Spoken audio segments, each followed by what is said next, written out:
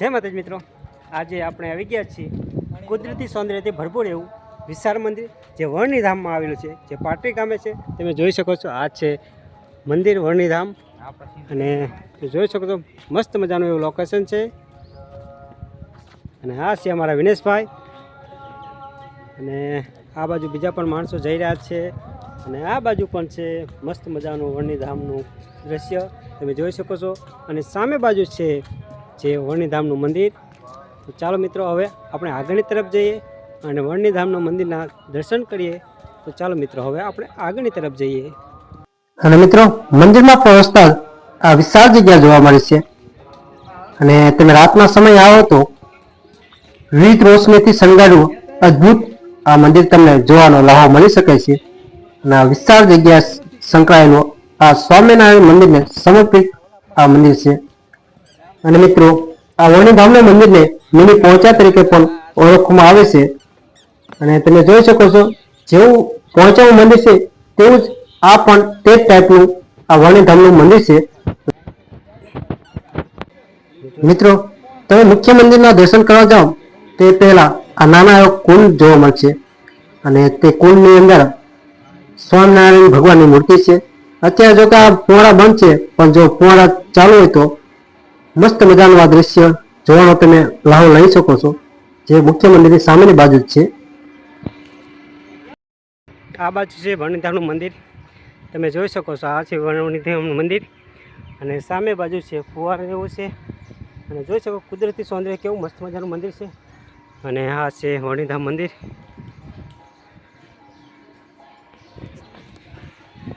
ચાલો મિત્રો, હવે અંદરની તરફ જઈએ અને મંદિરના દર્શન કરી લઈએ.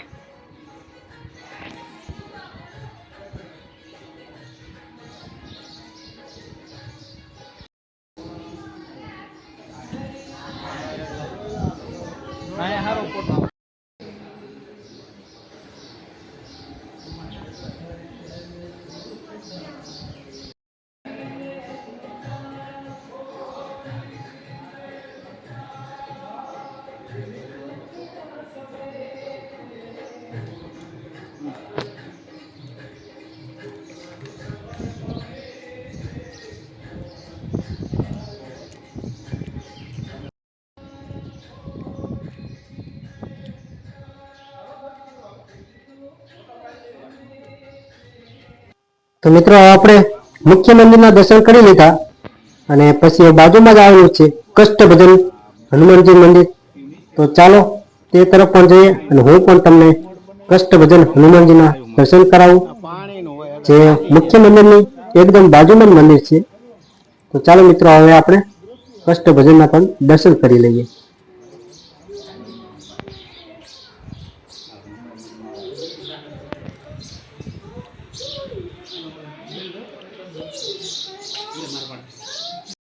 મિત્રો, મંદિરની પાસેની જે આ જગ્યા તમે જોઈ રહ્યા છો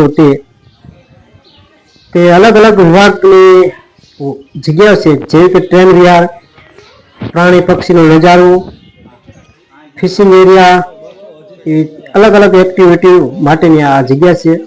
અને આના ચાર્જની હું તમને આગળ જઈને વાત કરીશ. અને રસ્તો પણ આગળ જઈને હું તમને બતાવીશ ક્યાં ત્યાં જવાય છે.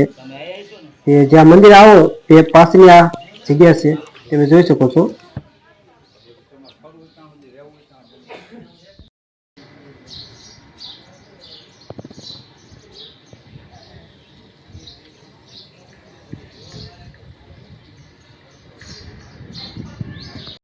અને મિત્રો, તમે જોઈ શકો છો, આ મંદિરનું બાંધકામ કમળના ફૂલ ઉપર બનાવવામાં આવ્યું હોય તે પ્રકારની આ ડિઝાઇન મંદિરની છે. અને મંદિરની બાજુ પણ અનેક પ્રકારના નાના મોટા કુંડ છે. અને અનેક પ્રકારના નાના મોટા મંદિરો છે, તમે જોઈ શકો છો.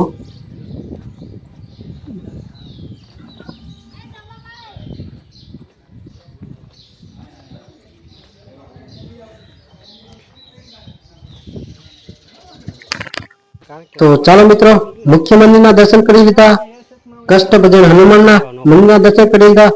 અને બાજુમાં બીજું એક પણ મંદિર છે. તો ચાલો તેના પણ હવે આપણે દર્શન કરવા જઈ રહ્યા છીએ અને તમને પણ દર્શન કરાવીશું.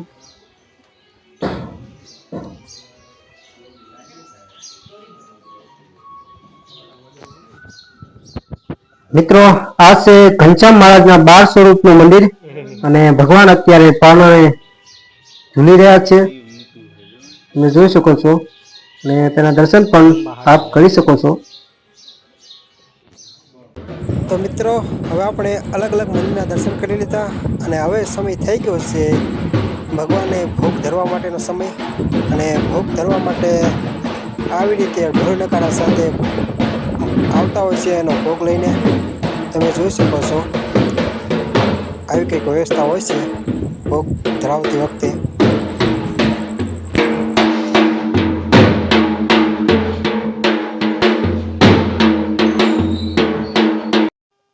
અને મિત્રો મંદિરની સામેની બાજુનું દ્રશ્ય બતાવું તો એક આવા મસ્ત મજાનું સામેની બાજુનું દ્રશ્ય છે.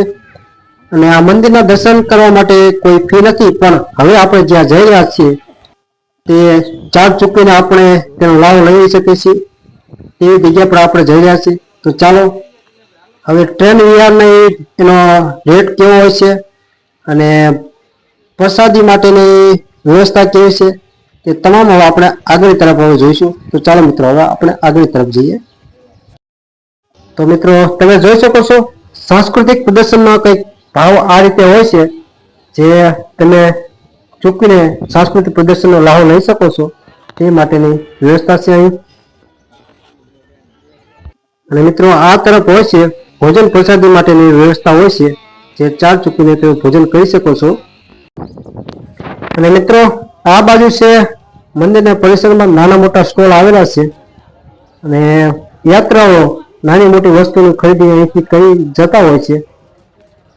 જોકે અત્યારે તો આપણે ખરીદી નથી કરવાની, પણ તમને બતાવી દો આવા અનેક પ્રકારના નાના મોટા સ્ટોલ અહીં મંદિરના પરિસરમાં જ છે. ઠંડા પીણાની પણ સુવિધા અહીં છે. અને મંદિરની પ્રસાદીમાં લઈ જવા માટેની પણ અહીં સ્ટોલ છે, જે તમે લઈ જઈ શકો છો ઘરે પણ. અને આપણે આ ગેટેથી આપણે આવ્યા હતા અને આ ગેટેથી આપણે રિટર્ન ઘર તરફ જઈ રહ્યા છીએ હવે. મિત્રો તમારો વિડીયો કેવો લાગ્યો તે કોમેન્ટ કરીને એકવાર અવશ્ય જણાવજો. Thank you.